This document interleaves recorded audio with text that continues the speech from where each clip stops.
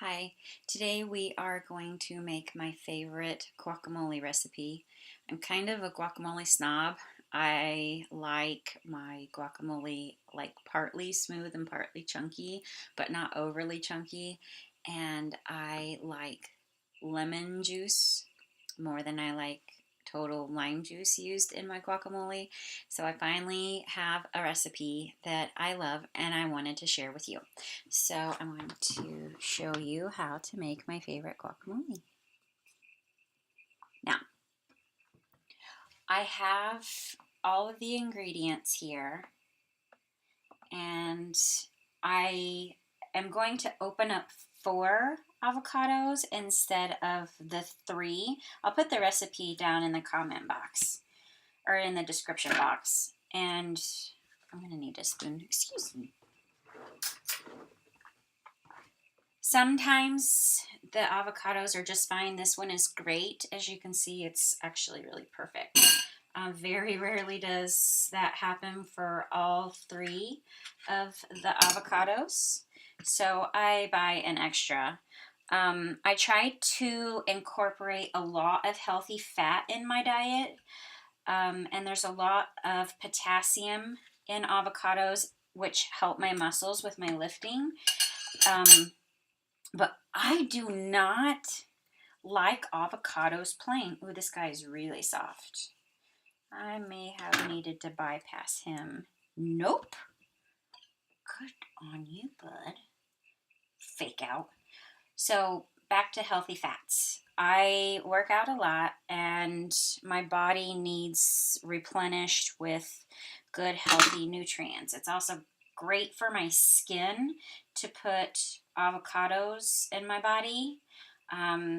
Healthy skin starts from the inside out. And so the healthy fats help the texture of my skin stay nice and smooth. These are pretty good. Now see how this one, it has a few brown spots. This one's not too bad, but sometimes when you get in them, they are bad and very little of them can be used. That's why I always get an extra. But for me to consume these healthy fats, I have to make guacamole. I can't eat avocados plain. I am not sure why. I like them on sandwiches, but I can't just have them as a side, like to my eggs or to anything. I don't know why. I love guacamole though. So we're going to add our salt, and it's about 1 1/4 teaspoons. I use the Penzi gray sea salt, the fine. In some of my historic videos, I've explained why I love Penzi's, but they just have extremely high quality herbs and spices. So I order what I can from there. Normally, I would use fresh lemon and lime juice to make guacamole, but I'm short on time right now, so I'm not too good to use the pre-made stuff. So you will use 1 full tablespoon and then 1/2 tablespoon. And I have this same company in lime juice. Like I said, I normally would use fresh, but I can't right now. So that's 1 teaspoon and oops, 1/2 teaspoon and then a little extra just because most of it ended up on the counter. Now I'm going to mush all of this together. I went ahead and put the salt and the juices in here now because I want those acids, the citric acid, to get all over these avocados so they don't turn brown.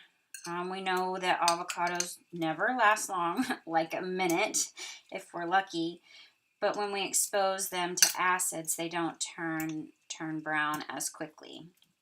So I'm just going to smash this up with a fork because that's about the texture that I want. It will break down the avocados a little bit, but not too much. That way I get some texture and it's not just complete baby food.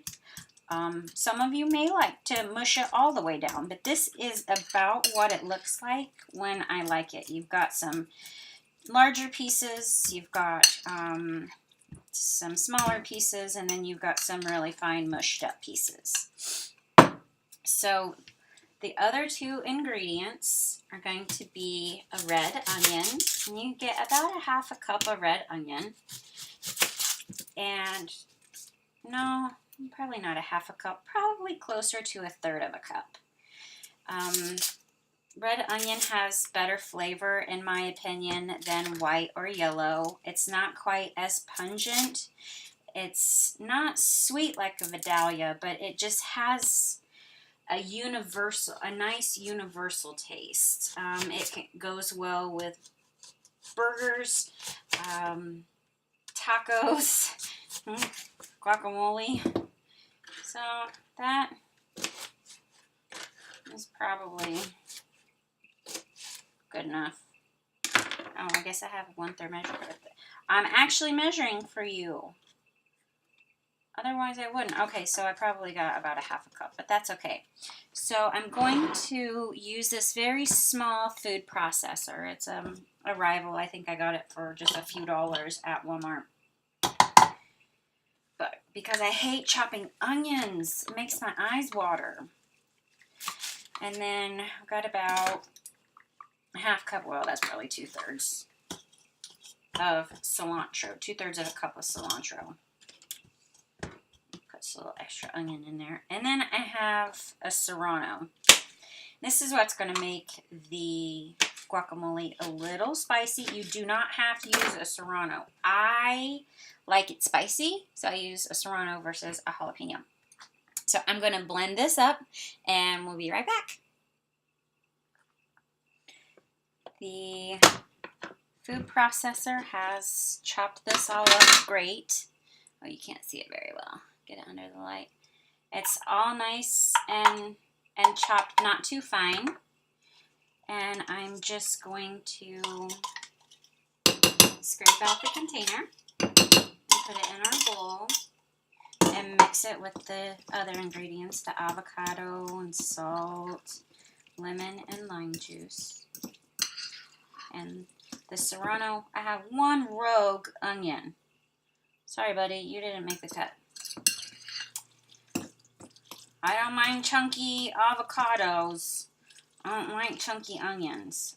I don't mind. That's about perfect. I don't mind small bites where you get a real good, crisp, bright onion flavor, but I don't like it excessive. So there is my guacamole. I hope you like this recipe.